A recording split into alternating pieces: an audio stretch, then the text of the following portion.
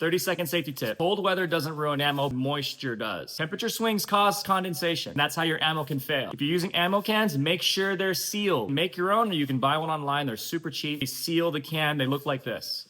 Add silica packets. Absorb the moisture. No one does this. $5 on Amazon. Storing in a gun safe? Still need silica packets. Not all gun safes are airtight. Storing in the car? Temporary storage. This is not a good idea. Way too much temperature fluctuation in a car. Rotate it often. Plenty of silica packets. Avoid bare metal shelves. Changed in temperature so much. Absolutely cause condensation more than a wooden shelf or a rubber mat. Mahalo for watching. Stay safe out there and follow for more easy gun stuff.